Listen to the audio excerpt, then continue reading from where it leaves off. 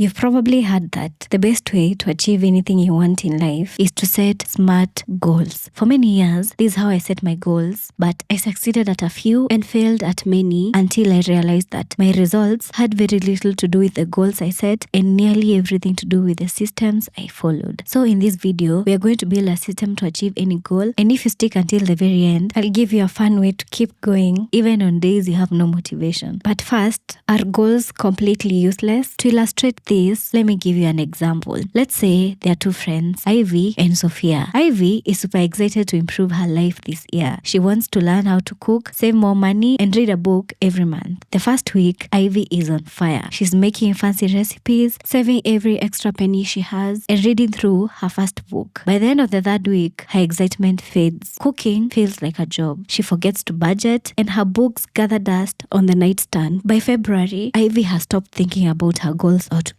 Now, let's look at Sophia. She has the same 3 goals, but instead of setting big goals, she creates a simple system. For cooking, she decides that she'll try one new recipe every Friday. To save money, she automates a small transfer to her savings account every week. And for reading, she sets aside 20 minutes before bed every night. Some days, just like everybody else, Sophia feels tired and unmotivated, but her systems don't depend on her mood. They're easy to follow and part of her routine. Over time, her Friday recipes make her a confident cook, and her weekly savings add up to a nice cushion in her bank account. And her night reading, by the end of the year, she has finished 15 books even without realizing. You see, the difference is that Ivy relied on her motivation to fuel her, while Sophia built systems that worked whether she was motivated or not. Goals are essential. They help you determine the direction you want to take in life. But once you have your goals, focusing on them becomes counterproductive. That's because when you're chasing a certain goal, you're operating from a constant state of failure. Let's say you want to save $10,000 by the end of the year. So far, you have only saved $2,000, which means you're failing to meet your expectations. And even when you've saved $5,000, you're still unsuccessful at reaching your goal. This can cause subconscious feelings of frustration and misery because you're not yet in the state you want to be at. And the more long-term your goal is, the more you prolong these feelings, which often makes you give up on your goal. That's the reason that those who focus on systems tend to perform better in the long run than those who set goals. And now, for the most exciting part, let's build a system for you this year so that you can follow through and achieve your most ambitious goals. But first, you have to figure out what your goal is. I would recommend getting out a piece of paper and a pen, not your computer, not your phone. It makes such a dramatic difference. Visualize yourself 10 years from now. Imagine that a decade has gone by and you're living your best possible life. Dream big. Don't put any restrictions on it, and don't overthink it. Just allow yourself to envision the most magnificent possible future of yourself. 10 years in the future, what is the best version of yourself doing? How do you go about your day? What kind of clothes do you wear? What kind of car do you drive? Where do you go on vacation? Let your dreams run wild. What do you do for work? Be as specific as you can. Imagine it as a movie in your mind without a second of judgment or overthinking it. I want you to write everything that you just imagined as fast as you can. I don't want you to forget any of it. I want the future version of yourself to be seared into your brain. So when you envision your dream life and everything that's happened, I want you to write down the top 3 that you want to have happened in the next 10 years. And then you're going to circle which one you want to focus on this year. Which one do you want to go after first? You don't want to scatter your efforts in many different directions. And this is good because it takes all the stress from all other things. So we are going to look at that one goal you want to pursue this year. Suppose your goal is to publish a book by the end of the year. To achieve this goal, you need to reverse engineer it and break it down into smaller goals. You need to work backwards from the outcome to quarterly, monthly, weekly, and even daily goals. Using the goal to publish a book as an example, your quarter 1 goal could be to develop an outline and begin writing the first draft. In quarter 2, maybe you want to finish the first draft and start editing. In quarter 3, you want to finalize the book with detailed edits and feedback. In quarter 4, you want to publish the book and finalize the marketing plan. As you can see, each quarter builds upon the previous one, creating a logical progression towards the final goal. The next step is to take your quarter 1 goal and break it down into monthly goals. Maybe for month 1, you may decide to develop the outline and create the book concept. Then for month 2, you do 30% of the draft, and by the end of month 3, you want to write down the next 30% of the book. Now, continuing with our reverse engineering, let's create weekly goals that directly support your month 1 goal. Week 1 goal, maybe Maybe you want to start working on the outline. Week 2, you start working on the first chapter. Week 3, you aim to finish the second chapter. And for week 4, you finish the third chapter. Next, let's plan our daily goals that directly lead to achieving the week 1 goals. Your daily goal may be to write 1 hour every day, writing at least 500 words and aiming for 1,000 words on a good day. You get the idea for week 2, 3, and 4. Finishing each goal prepares you for the next, much like dominoes, falling in a precisely planned sequence. It is important to bear in mind that as you do this, you don't want to get caught up in perfecting every detail of the plan. Your reverse engineering does not have to be perfect. Things will become clearer as you move forward. The skill is to approximate as close as possible what the next step may be. So don't pressure yourself too much. But what happens in those days when your best goals feel like they belong to someone else? You know, the days when you have no motivation and every task feels like climbing a mountain. I used to struggle with motivation a lot. I tried everything from time blocking to 2-minute rule, but none of them worked for me. It wasn't until I discovered this habit building system that I finally solved my procrastination problem. Let's take the example we talked about earlier, the one about writing a book. Choose a different alternative for that habit. What do I mean by alternatives? For example, we said we are aiming to write 1,000 words per day. What about those days you're done with writing your book and now it's time to edit? You see, in those days, your priority is not writing, but rather it's editing. It means the writing process involves a lot more than just writing. You see, to be able to stick to your habits, for some habits, you need to determine different alternatives. This will allow you to be more consistent with your habits. Choosing different alternatives is for flexibility purposes. After determining different alternatives, then for each alternative, you need to define 4 versions: the show-up version, the easy version, the medium version, and the harder version. The purpose of the show-up version is to keep your habit alive. In our writing example, 100 words, 500, and 1,000 words can be good choices for easy, medium, and hard versions. And for editing, 5, 30, 1 hour can be good choices for easy, medium, and hard versions. But it's important to note that for some habits, you can have different alternatives, but for other habits, you can only have one alternative. For example, reading. You can only read a specific number of pages. Also, for some alternatives, you don't have the easy, medium, and hard versions. For example, going to the gym. In my view, it doesn't have an easy version because going to the gym in itself is at least a medium. So how do you track your habit using this system and the performance score for each period? Having these scores help you compare your performance with other periods and also make the progress more fun, like a game, which is called gamification. If you have shown up for that habit, put a red X on your habit tracker. Then, if you have done the easy version, put 1 dot below the big X. For the medium version, put 2 dots. And finally, put 3 dots below the big X for the hard version. But let's talk about the game-changing part of this system, which helps you make the progress of building habits more fun. So here are the rules for how to calculate the scores. Rule number 1, each version has the following. The show-up version has 1 point, easy 2 points, medium 3 points, and hard 4 points. Rule number 2, if you show up every day for 30 days without missing, you will receive 30 points at the end of the month. This will encourage you to at least show up and keep your habit alive.